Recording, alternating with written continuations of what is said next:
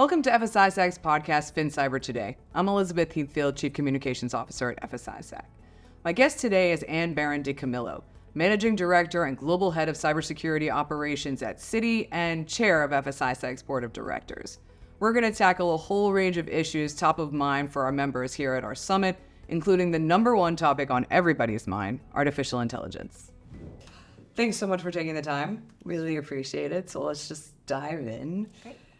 So we're here at the FinCyber Today Summit for FS-ISAC, and obviously the topic top of mind for everybody is AI. So would love to hear where you're at, both at Citi and then, at the industry level in terms of, hype, hysteria, where are the practical applications that you're already working with on it? Great. I think GenAI has definitely been a topic of conversation across the exercise that started the event off to the many talks that have, focused on GenAI, or they're even brought into the conversation. I think you can't really get away from a cybersecurity conference these days without talking about it in some fashion or another. Specifically in the finance district or in the financial sector, I would say, the things we're thinking about are opportunities for, acceleration.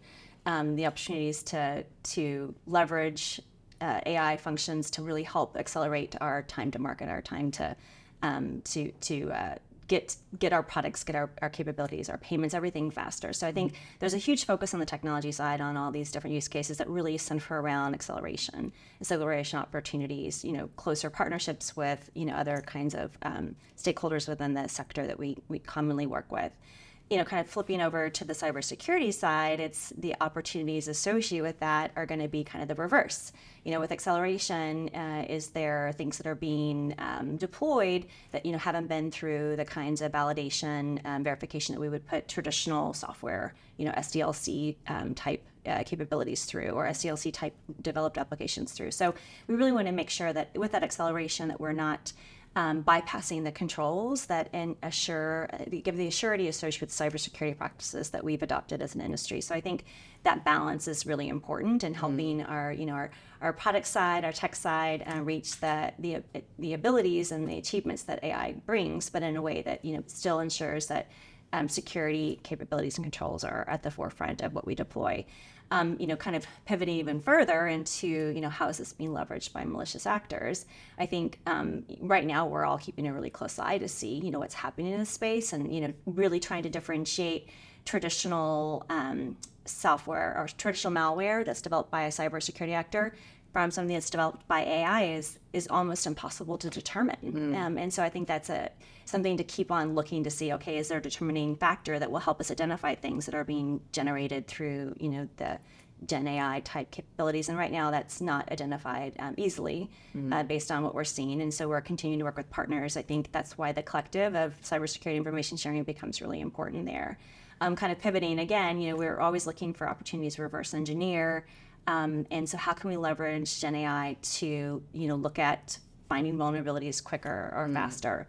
And I think one of the things we've seen in our own research is that traditional tools are never deployed or developed with the combination of security tool capability and business logic. With ChatGPT, we're seeing that merge in a way that a traditional tool would never add in payment system capabilities or functionality to a security tool because it would make it a tool that can only be sold into the financial service market. So with ChatGPT, you can see that collective come together. And with that, the acceleration of identifying vulnerabilities much quicker. And so I think that's a benefit that we're going to continue to explore is leveraging traditional tools that you wouldn't expect to have specific aspects of things either to Citi or to our industry within them. With ChatGPT, you can leverage that in a way that is extremely helpful, beneficial acceleration associated with all the different aspects of what we do from a reverse engineer perspective. So very excited about that. But also, that comes with a caveat. If we can do it, so can others. And so we want to make sure that we think about that as we protect our controls and our infrastructure or our franchise. We keep getting asked, are the threat actors leveraging AI in really interesting ways? So we get asked a lot about deep fakes. That's an obvious one. But are there any really interesting kinds of use cases that you're seeing I think the first thing that we'll see is, just the adoption of really sophisticated phishing campaigns. Threat actors continue to leverage phishing. 94% of the breach activity starts with a phishing email. And so I think we'll see the ability to craft really advanced phishing campaigns, really much more sophisticated. No longer, we create education for our workforce, and we always say broken English, grammatically incorrect emails are kind of a warning sign. I think that's going the way of the dinosaurs with ChatGPT. They will no longer have those kinds of obvious errors in their campaigns. They're going to be much more difficult for our workforce to detect. And so that's going to be, an adoption area. And we're already starting to see some campaigns that are much more sophisticated. And they're the combination of that, the more sophisticated emails with more sophisticated aspects associated with the payload or the link, all of that can be accelerated. And infrastructure associated with how they use it is so inexpensive they can pivot away, so your controls don't have time to really catch it before they've already moved on to other things. So that whole aspect of acceleration, speed of organization is going to be even further with GenAI. What other, if there's anything else, or is just AI just infiltrating everything, but what other areas around the threat landscape or threat vectors are top of mind for you right now? I think we've all been living through some, pretty significant geopolitical dimensions that have infiltrated into cybersecurity practices over the last 2+ years, starting with the Russia-Ukraine conflict. If you'd asked me 2+ years ago, would I care about hacktivists as a cybersecurity professional, I probably would have put that much lower on my list. But the last 2 years have really shown a difference in that threat acting type group to us. We've seen, the call to arms associated with the Play for Ukraine and other kinds of things that have just really shifted and changed that threat actor group for us, and the sophistication that comes with a lot of folks engaging in that for altruistic purposes. But at the end of the day, that comes with an ability to take out DDoS activities can have an impact on business operations, and so. I think that aspect of the geopolitical kind of influence into threat acting groups that we typically hadn't, not that we hadn't paid attention to them, but they weren't, kind of on the radar as much. It's really kind of shifted and changed how we think about hacktivist groups and the unintended consequence even of what they're doing as well.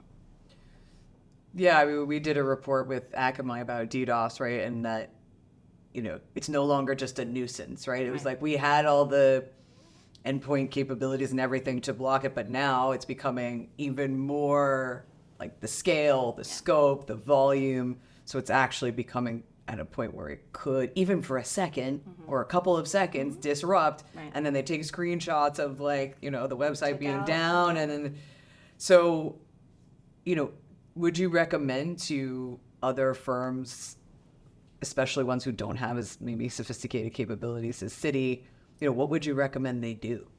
Well, I think make sure you're engaged in a community like FS-ISAC. I think information sharing that is done here really helps institutions that maybe don't have the investment dollars that some of the larger ones do. The collective can kind of help share that information. So, I think we realize as a larger firm that we have an ability to do a lot of information sharing to help our stakeholders, our partners, our third-party suppliers. And so that's why we engage in groups like FS-ISAC, because it benefits the collective, kind of the cyber green type of initiative. Whatever we can do to help clean up our backyard can help clean up someone else's. And so I think, that is a really important aspect, is engage, create a network if you can, associate with your peers. This is a great forum in order to create that network as well, meet other people that have jobs in your space and stay in touch with them, ask them questions, share information. That's a protected component that is protected from liability as well. And so I think that kind of helps ease the concerns sometimes of the past of information sharing. So I think I would really emphasize being engaged in a community like FS-ISAC, because it really does enable those that maybe have the most sophisticated organizations to those that are evolving. That space is that gap is drawn together when groups like FS-ISAC can help with that intermediary between them. Great.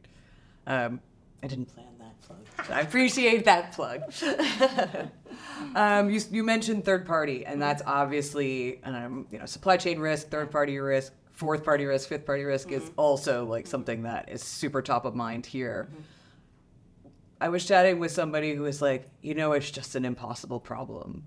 Do you think it's an impossible problem, or how are you thinking about it? How are you managing it? Do you have any, frameworks or principles that you can, share to help people in something that is, such a thorny issue right now? Yeah, and the Cyber Risk Institute put together the CRI profile for financial sector specifically to add in third-party supply chain to the NIST framework, in addition to governance as well. And so definitely leveraging the CRI profile for how we look at our third-party partners and stakeholders, and doing an evaluation against that is really an important component. These frameworks are established to help create a baseline so that we understand kind of from a baseline perspective where our partners are, and then kind of elevate from there depending on criticality associated with that. Understanding, is this a B2B connection or is this somebody that owns my data? And treating those two types of partners differently in how you go about doing assessments, because that is different aspects of value to your firm. And so I think you're going to have a different set of criteria or engagement models depending on kind of which side of that sphere that they're on. I think the other aspect that's important too is, again, if you're for a more sophisticated firm and doing information sharing with organizations, it helps those individuals as well. Our third parties are our partners here at FS-ISAC. Our third parties and our supply chain are the tech vendors that are here as part of this organization. So I think having those relationships and being able to share with them on the things that we're doing and seeing, and ensuring that they have that communication back to us associated with what they're doing is also critically important. But I think, I'm always talking to vendors about how they're thinking about solving this, what are they doing? And so there's been a lot of interesting discussions this week with different vendors that are trying to look at this at a different facet. Is there different aspects of things we can do? The kill chain aspect, or, MITRE attack framework has a lot of interesting aspects associated with how do you look at the configurations of a tool against the attack framework? And then how do you then, as an individual organization, put your own controls associated with that on top?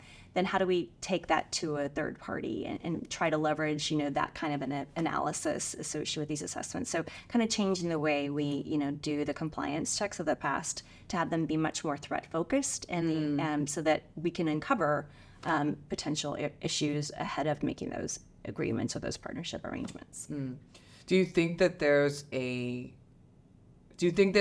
direction that things are going is going to be like ongoing, constant monitoring? I don't know if using AI or things like that, as opposed to, okay, yeah, we've made the agreement, but code's being updated all the time. There's always going to be vulnerabilities. Is this the future of supply chain management? It's going to be like constant monitoring? Sad to say, but yes, I think the point in time type of assessment is only as good as the day you leave, and you go back to your firm.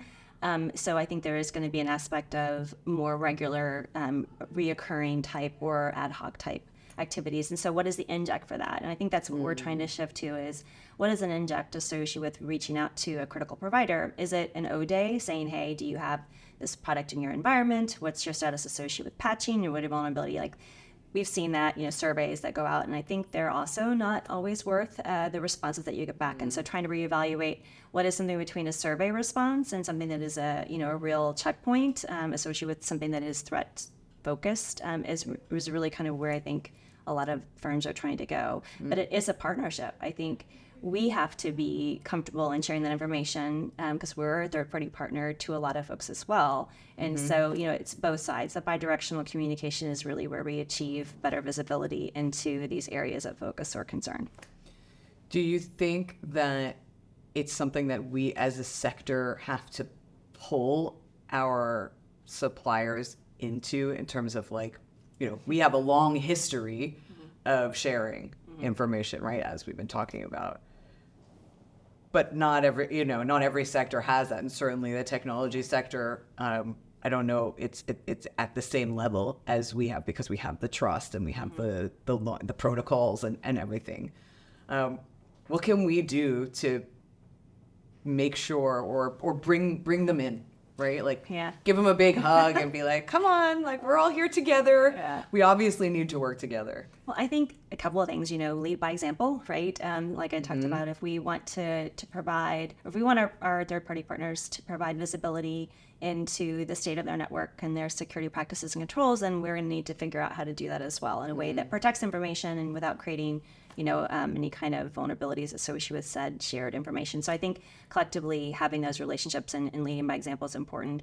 I always kind of pivot to, on the vendor side, how can they also be part of this conversation? I think they have a lot of information associated with a lot of these stakeholders, and how can we leverage that in a way that doesn't create a privacy issue or some type of additional vulnerability aspect associated with that. So I think there's a partnership there that could be furthered in this space that I think we're going to all have to start to explore a little bit more about what are the possibilities there that protect said information from being publicly shared, but at the same time provide that awareness associated with a true kind of vulnerability controls or other aspects associated with the security posture of a set institution. But it really is going to take a collective. And I think, again, leading by example, I think the financial industry has always been on the forefront of thinking about some of these tough problems and how can we solve them in a way that benefits the industry as well as the larger critical infrastructure sector, as well as just the larger,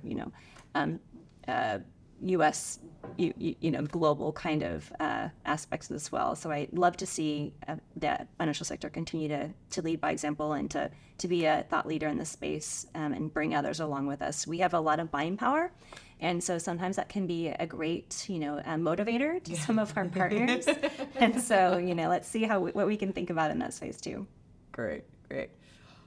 Any other kinds of strategic initiatives or areas of focus that you have, especially with like Citi's place as a leader, both in the financial sector, but just generally in the world, interesting and, kind of top of mind for you right now? Strategic initiatives, in the CISA organization, we have a number, and everything from people strategy to being threat-focused, data-driven organization to really providing seamless services to our clients, to our stakeholders, to our colleagues, right? I think one of the areas I think as a collective too we can do more in is really on the people strategy aspect. We talk about the pipeline of talent. Today we announced, or we had the cohort associated with 22-23 scholarship award winners come on stage and be honored and recognized. And this is an amazing program, and I'm excited about the one that we're going into in 23-24, really hoping that we get a lot of scholarship folks, or sponsorship folks to come and continue to contribute to that so we can provide this for even a larger cohort next year. I think there's this opportunity that happens. We want these individuals, in college to go into cyber programs, and they come out of these programs with a degree, and then, they come to apply for a job at Citi or at, another large institution as an entry level position. We require 2+ years, sometimes 5 years of experience, and so we've got to figure out a way as a industry to help these graduates get that 2 to 5 years of experience needed for some of the positions that are even considered junior level. And so we put together a program. It's called an apprentice program at Citi, where it's a 2-year, 6-month rotation program, specifically focused on college level graduates that don't have, that 2+ years of experience to come in and get exposure associated with different teams to give them that 2 years of experience. And then they can roll into a permanent placement at the end of the program. And we're in our 3rd year, and it's been a tremendous, opportunity for us, as well as for us to get additional talent at building a pipeline, shaping the program as we learn, as we're going through. But sadly, we had 9 + 10 positions last year, and we had 1,400 applicants. So there's clearly a lot of interest in that area, and I think as an industry, we need to continue to partner together to figure out what are some more programs we can do to provide opportunities for folks that are just graduating that don't have the necessary 2 to 5 years experience for entry-level jobs. So I think that's an area I want to continue to focus on with partners here at FS-ISAC and others in the industry, because I think there's more that we can do. Yeah, definitely. I was chatting with your colleague on the board a couple of months ago, Chris Fader, about this exact issue. And one of the things that he said was, the entry level, and I think this is sort of vibes with what you're saying, is at the entry level, we've got a lot of interest and there's a lot of talent there. But as you move up the experience levels to where you're getting to sort of more senior, maybe it's because of burnout over the last couple of years or whatever, but also because just generally cyber has just become such a much bigger area for business operations in general. We just don't have that same, that pipeline hasn't yet shifted up the chain. So what do we do to keep people in and start, growing that the senior talent that we're going to need to, steer us over the next couple of years? Yeah, I think we had a great breakfast this morning, the Women's Breakfast sponsored by EY, where we talked about the exact problem, as part of the discussions, this oversaturated kind of burnout mentality that we place upon ourselves, and what as a almost expectation in certain aspects of cyber roles. Cyber operations is 24/7, and so how do you manage, a 24/7 type role, and not get burned out in the short term, almost like a TDY, right? It can become so exhausting at dog years or leverage to describe how many years you've been in cyber. And so I think as a collective we have to think about how do we empower delegation more? How do we, build teams and have that bench of folks that can share the work? This is not an individual sport. This is a team sport. And so I think all these things kind of help create that work-life balance that really ensures that we have folks that stay in our industry for the long term and that they don't get burned out and, drop the mic and go on to other things. Yeah. And so I think we have to be really sensitive and listen to the workforce. I think there's a lot of adoption with, hybrid models that are really helping create better work-life balance.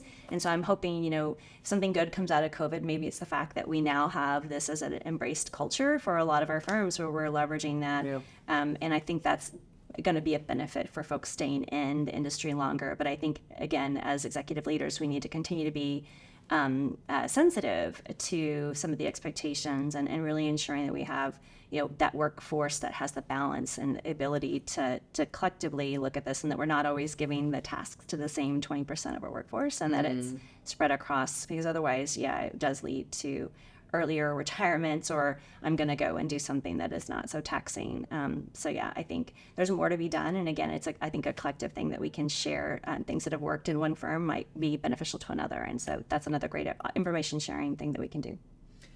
It was great to hear you speak at the breakfast. So for the world, if somebody wanted to be in your role in the future, what advice would you give them? And what is not on the job description that you think are skills that are absolutely essential? Great question. So today I talked about, even during the prep call we had for the breakfast, one of the things I think I didn't even realize how important it is to vocalize is the work-life balance aspect. I was on my way to Orange Theory class, and I said, hey, I'm in transit. I'm going to the gym during my lunch hour. I think as leaders, sometimes we have to vocalize that I have a work-life balance and that it's important for me to maintain, my headspace, however that is, and that almost empowers your team to also feel that, okay, I can also, have work-life balance. I'm not expected to work, 24/7, even though I work in operations. I think we lead by example in doing that. I was talking about when I worked at Homeland Security, I took the role and I told my boss up front that I was going to be reading at my son's class twice a week.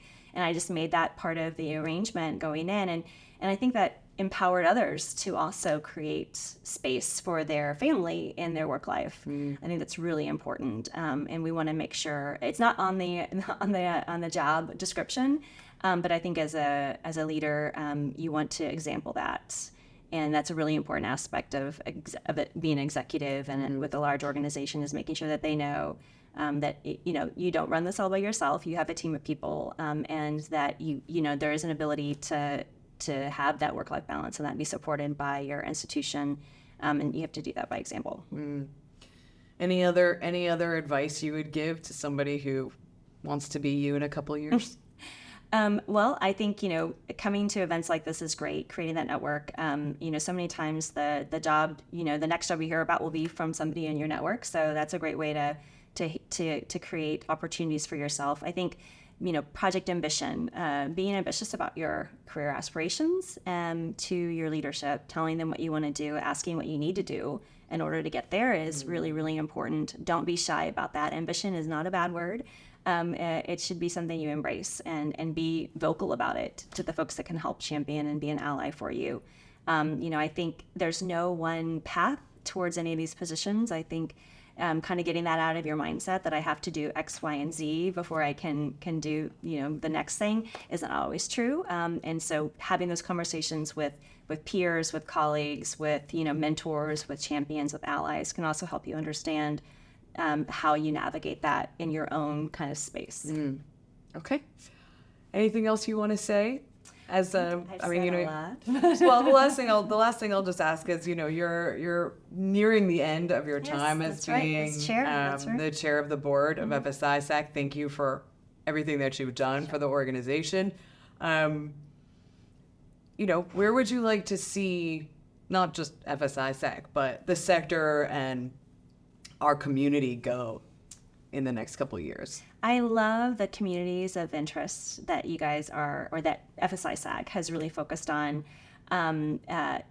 both from the staff side as well as from the board side as well as from the membership side. I think bringing all that together and looking at communities, I think that the term I heard this week was communities of communities.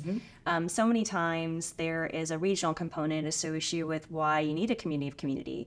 It's specific to that region, but it doesn't mean that you can't benefit from the global perspective as well. So communities of communities into the global aspect, cyber has no borders, and so we understand that global aspect is really, really important. So I'd love to see the continued evolution of the communities of communities and the communities of interest and that growth there into these markets where maybe we don't have saturation, where we want to continue to grow cybersecurity information sharing. So I'm really excited about how that's evolving and growing and some of the investment that FS-ISAC is making to continue that great work, because it really is a team sport. It's not, just a U.S. problem. This is, something that we need to do on the collective. And FS-ISAC is so well positioned with 5,000 global members to really be a source of information in a lot of these communities that sometimes don't have, kind of the aspects or the outreach or the, the sophistication that they need in this space. And so I think that's a great area for continued growth and continued investment. And I'm looking forward to seeing how that evolves and being part of it, even though I won't be on the board after next June.